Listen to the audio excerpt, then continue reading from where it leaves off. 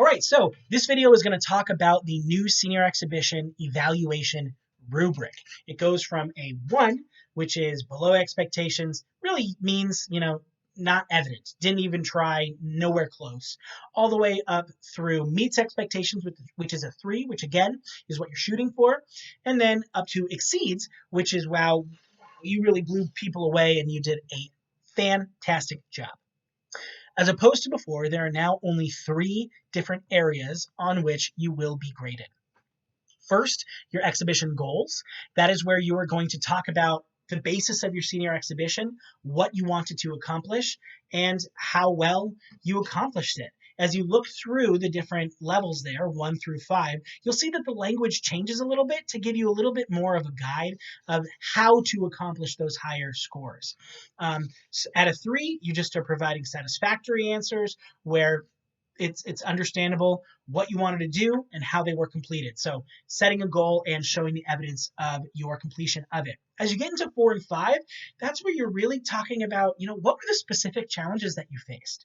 Did your goals change throughout your exhibition? Why is that? What was challenging? How did you overcome those challenges? How did you have to think on your feet and maybe consult a new source or try a new technique or go to somebody for help?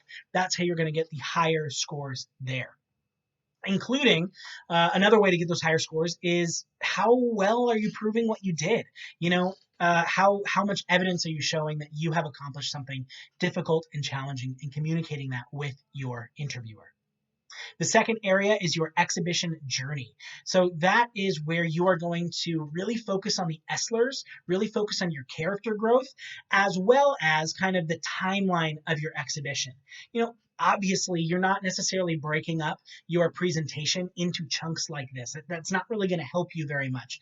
Rather, you should be focusing on kind of completing all of these all at once. So yes, these might intertwine as you go through. You can talk about your completion of your exhibition in the timeline of the year if that's the most helpful for you.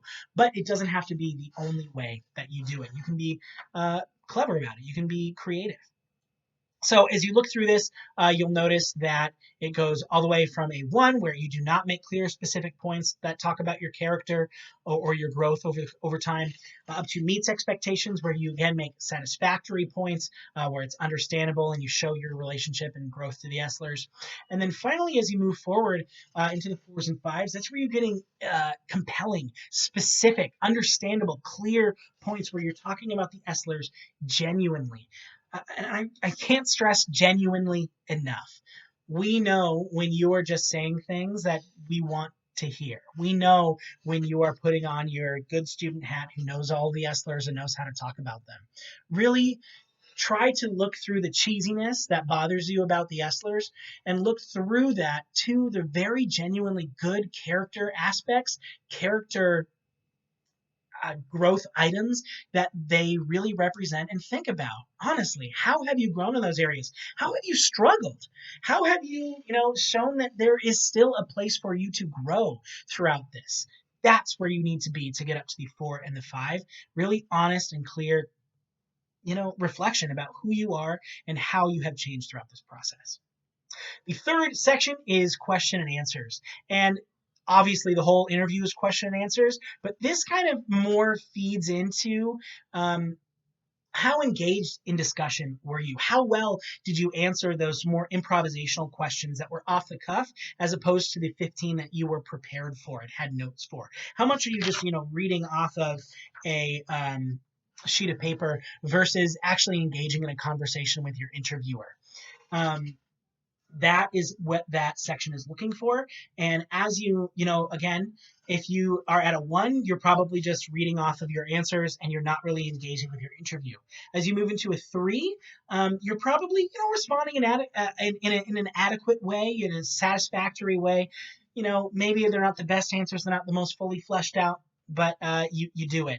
And then as you get into the 4s and 5s, that's where, it's clear that this isn't just something that you've taken notes for. You are prepared for this interview and you are ready to answer whatever question comes at you.